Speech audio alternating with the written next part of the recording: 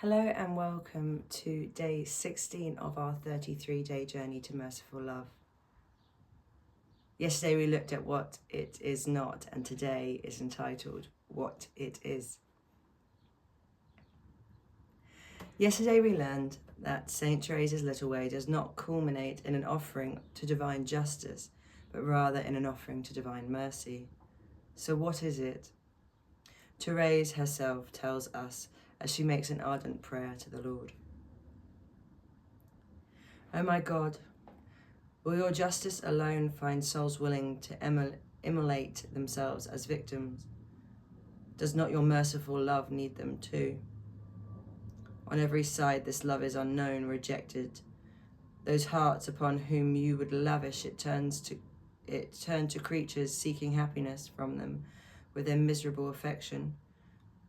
They do this instead of throwing themselves into your arms and of accepting your infinite love. Oh my God, is your disdained love going to remain closed up within your heart? It seems to me that if you were to find souls offering themselves as victims of Holocaust to your love, you would consume them rapidly. It seems to me, too, that you would not be happy to hold back the infinite waves of tenderness within you. If your justice loves to release itself, this justice which extends only over the earth, how much more does your merciful love desire to set souls on fire, since your mercy reaches to the heavens? O my Jesus, let me be this happy victim. Consume your Holocaust with the fire of your divine love.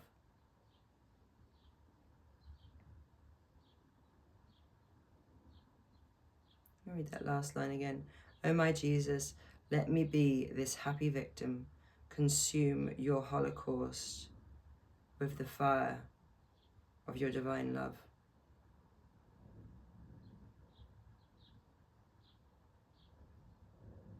From this beautiful prayer, we begin to arrive at the essence of its offering to merciful love. And the key lines that reveals its essence are actually two questions. The first one is this: does not your merciful love need victims too? The implied answer is yes. Jesus needs little souls to receive his merciful love. And that's the beauty of Teresa's path. It's not a path on which Jesus gives grace and mercy because we deserve it, but rather because he feels the need to give it. Of course, we can walk the path of merit by focusing on what we deserve. In other words, we can be anxious about our merits like the poor victim of justice, Sister Marie of Jesus, who said from her deathbed, I don't have enough merits, I must acquire more of them. Or we can travel the path of mercy by giving our attention to Jesus, who longs for souls into whom he can pour his merciful love.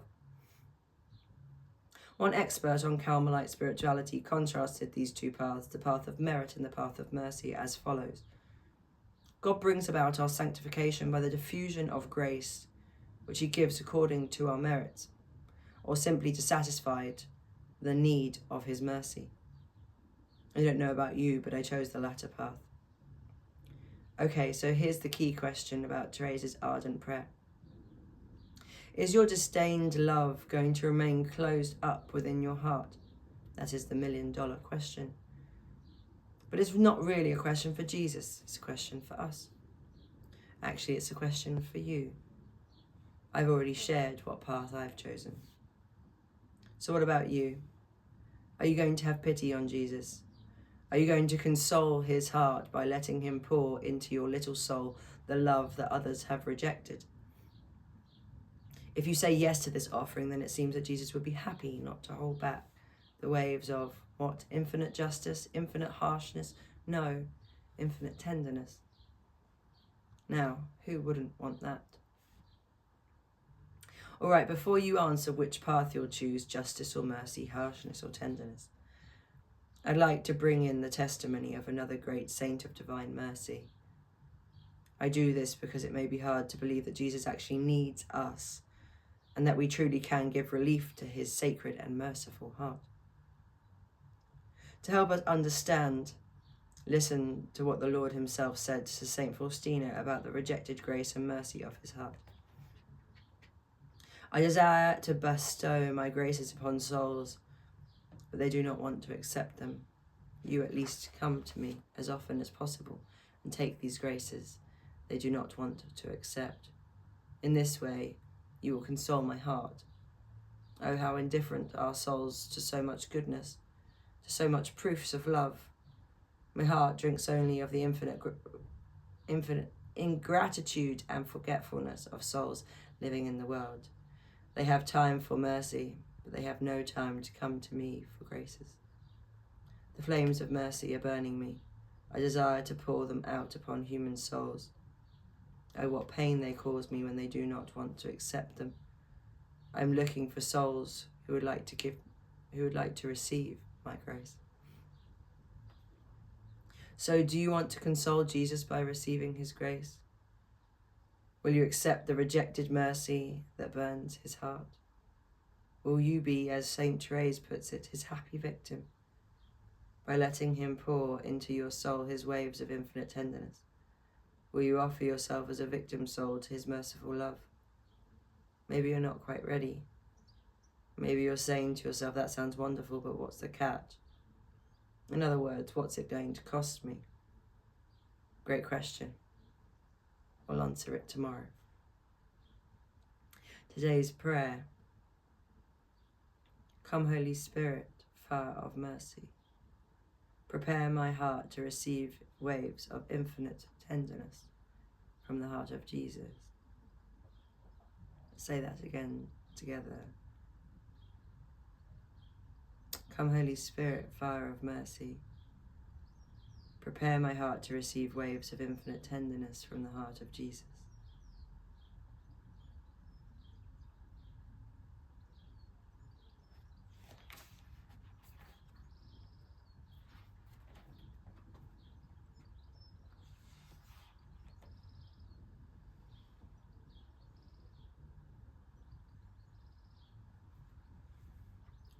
I'm drawn to focusing on this question. Are you going to have pity on Jesus? Are you going to console his heart by letting him pour into your little soul the love that others have rejected?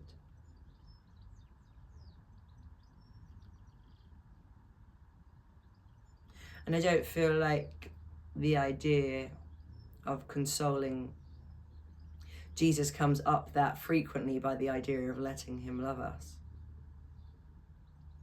And I kind of want to bring in a non-denominational, is that the right word? Yeah. Lens onto it. Which basically expresses the shift in view from how I would have perceived this growing up within the church, to how I now see it from bringing kind of wisdom from other paths in, or my own personal experience of how I experience this now. I see everything as inside of us. I see myself as the awareness of, and everything else is inside of that. So Jesus is within you.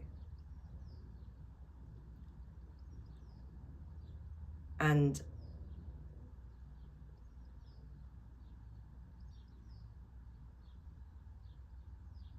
I think often we reject our own love and we seek to offer it to others, maybe before we've offered it to ourselves, or we don't feel worthy of the love, and so we kind of give it to others, maybe hoping that they will then give it back to us.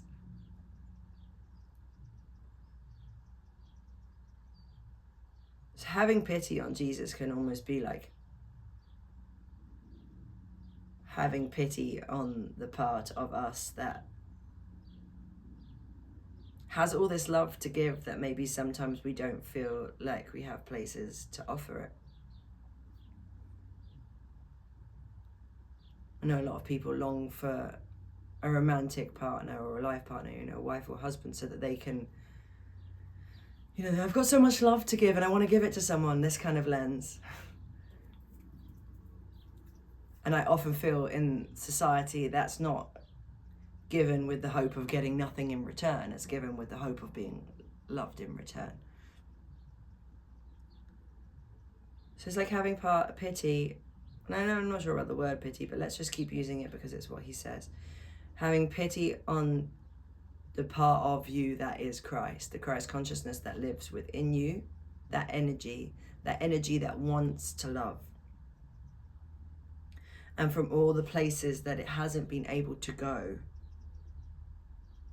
consoling your own heart, consoling the heart of Christ that lives within you, by letting that be poured into your own soul.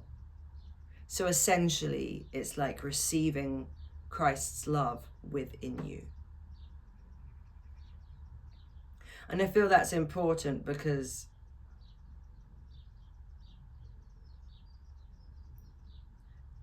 for me, it's been really important to not see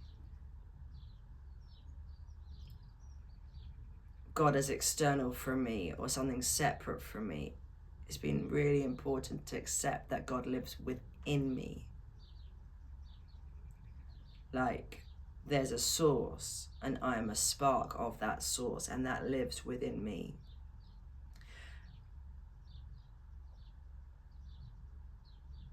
And I have to, maybe sort of bow down to the part that wants to offer that love externally and it's being rejected, and just say, okay, I'll take it. It's like pouring the love that wanted to be offered back into you.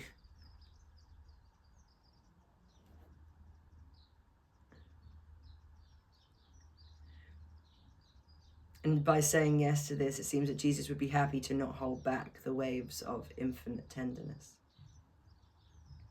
Infinite tenderness sounds pretty great, doesn't it? I'm seeing this as like this, I'm seeing the way I'm seeing it in my, like in a vision is that it's like two arrows. So one arrow is pointing, can I do this? One arrow is pointing down and then one arrow is pointing up. And there's this like reciprocal relationship that essentially creates a constant loop of love being able to be offered in and then being offered out. So it, rather than it going out, and then kind of potentially being rejected and it not having anywhere to go, it's just recycling that love within you. And through that love is ever present within you, which is what causes it to be infinite. I also feel that it's really important to point out that there are many paths, and I love that it states it here. I don't really feel that that's highlighted that often within the Christian teachings. It kind of, for me at least, felt like there is one path and one path to follow.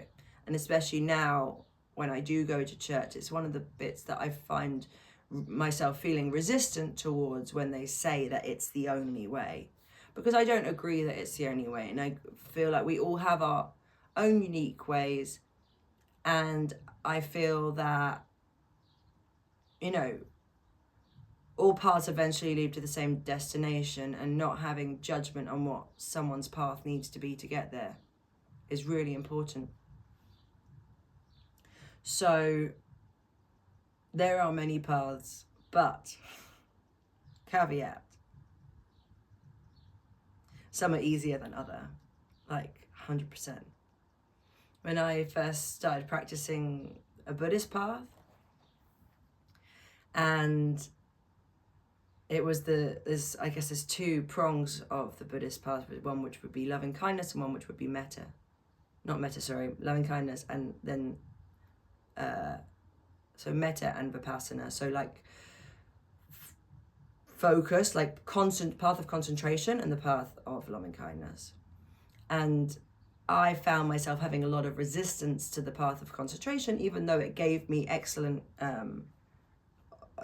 very eye-opening for me.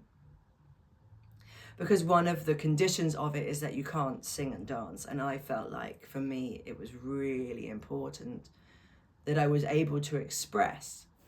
And I remember my teacher when I was like, you say I can't sing, but when I sing, it doesn't feel like it's me. And when I dance, I don't feel like it's me. And it was like this real conflict between what the teachings were and how I'd experienced what comes through me when I dance and sing. And he was like, you can choose the other way. It's just a lot harder. And I guess to some extent, I can see what he means, because if you're just focusing and you're just focusing, you're not going so much into the extremes. Whereas I feel like the path of love does take you to experience a lot of the extremes of the human experience, because you're moving through ideas and concepts around love, which there is, on that journey, there is contrast to that. So there is the polarity, which means that I've also really experienced the darkness. And whilst it's a lot more consistent these days, it doesn't mean that it doesn't stop. And doing processes like this can bring things up. I've had some things come up for me over the last couple of days that have been really difficult to sit with. And you can probably hear in my voice, it kind of, it comes out in different ways. It might come out as a bit of sickness. It might come out as like really heavy emotions, but it has to kind of find its way out. And through that, you're kind of the one witnessing the experience, which can sometimes be very challenging. So the idea of infinite tenderness to me, that just sounds beautiful, doesn't it? I didn't really like the idea of this path of justice yesterday. I'll, be up for it, offering your life out. It's greater love have no man than this, than he lay his life down for his friends. So I get that. I guess that's what Jesus did for us. Lay his life down for so many friends in such an extreme, having to bear such a extremity of pain to take on the sins of others, to take on the lack of love that's expressed in the world, like almost like consuming up the lack of love through a great act of pain. But the path of infinite tenderness sounds beautiful. So sign me up. And I'm pretty sure that the catch isn't going to be that bad either. It's probably just going to be devotion. And for me, devotion, even when it's difficult, just feels really wonderful, because it just kind of feels like I have this ever-loving presence inside of me that's looking after me through devotion. So we'll bear with the suspense for 24 hours, though, to find out. So let's close with a prayer one final time. Come, Holy Spirit, fire of mercy, prepare my heart to receive waves of infinite tenderness from the heart of Jesus. Prepare our hearts, O Lord, and I'll see you tomorrow.